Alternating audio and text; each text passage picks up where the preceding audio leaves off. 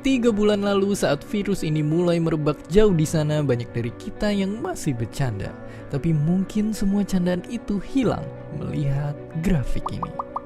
Ya, inilah kondisinya sekarang. Virusnya menembus batas negara, menyebar ke seluruh dunia. Kini para pemimpin negara berkejaran dengan waktu untuk menumpas virus corona. Pertanyaannya, negara mana yang punya strategi paling ampuh untuk lari dari pandemi? Sebenarnya susah juga buat nentuin strategi mana yang dalam tanda kutip terbaik. Ini karena setiap negara punya banyak banget perbedaan, dari penduduk sampai kondisi geografisnya.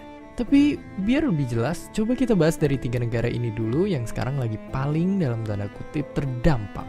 Jadi bisa kita lihat hampir dari mereka semua sekarang nerapin lockdown. Walaupun kelihatannya tegas, langkah ini diambil karena sebenarnya pemerintahnya kurang responsif sama masyarakatnya yang susah diatur. Oke, tapi sekarang bandingin juga sama negara-negara yang grafiknya udah melandai. Negara-negara inilah yang bisa dibilang berhasil dalam ngatasin pandemi. Oke, terus apa rahasia mereka? Singkatnya, mereka nerapin kombinasi beberapa kebijakan.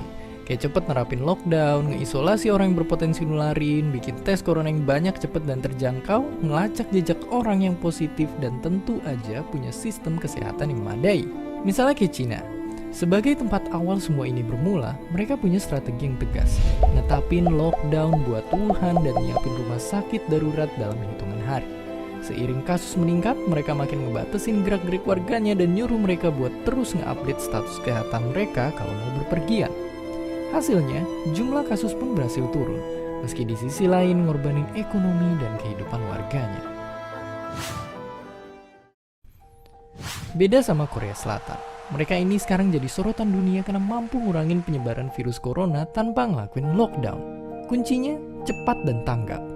Ibarat teman kalian yang super rajin di kelas, mereka langsung segera mempersiapkan segala sesuatunya sebelum ujian corona ini datang. Dan ketika wabah mulai merebak, mereka udah siap buat ngelakuin tes massal di banyak tempat dan ngumpulin data mereka sedetail-detailnya demi informasiin warganya biar pada siaga.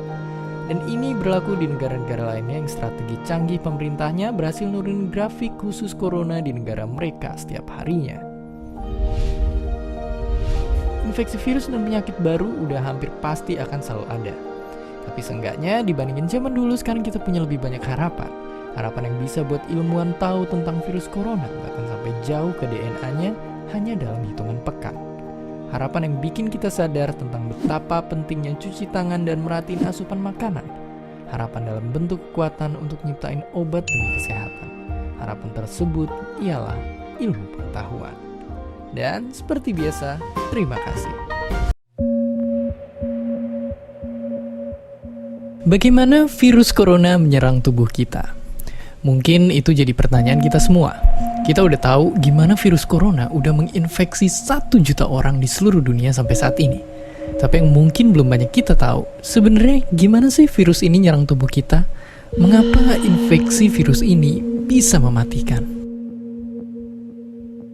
Semua dimulai dari sini. Ketika virus corona masuk ke tubuh kita lewat percikan batuk atau bersin orang yang positif, baik secara langsung atau waktu kita nyentuh benda yang udah terkena percikannya dan gak cuci tangan setelahnya. Kalau udah gitu, si virus masuk lewat saluran pernapasan dan bergerak terus menuju sasaran utamanya, paru-paru. Disinilah virus yang punya 3 bagian utama ini mulai bekerja. Pertama-tama, paku protein corona ini akan nempel di paru-paru dan organ-organ lain yang selnya kaya akan protein ini, protein ACE2.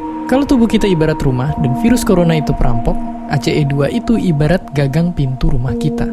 Begitu udah nempel, perlahan tapi pasti virus ini akan ngedorong masuk ke dalam sel kita. Dan begitu berhasil masuk, barulah aksi sebenarnya dimulai. Di fase ini, tubuh virus corona akan membuka dan sang hacker pun terbebas.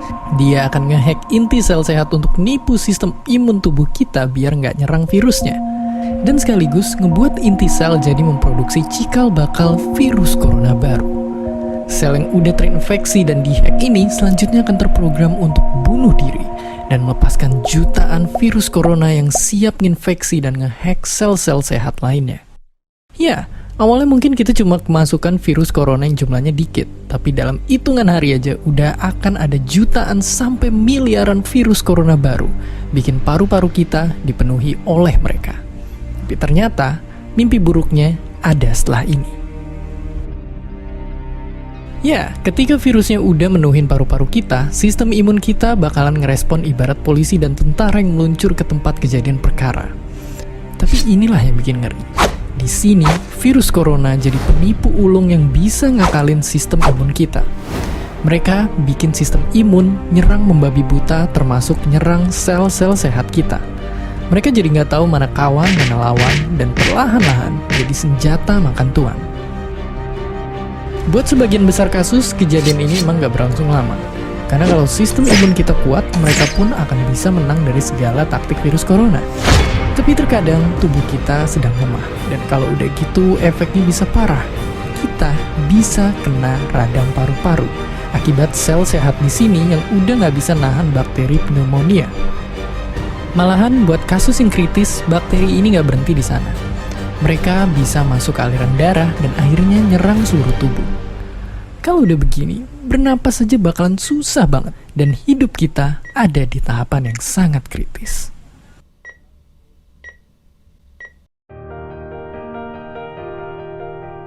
Ya, mungkin dengan fakta-fakta barusan bikin kita takut dan khawatir. Tapi ingat, kita pun punya cara buat memperkuat daya tahan tubuh kita. Makan makanan bergizi.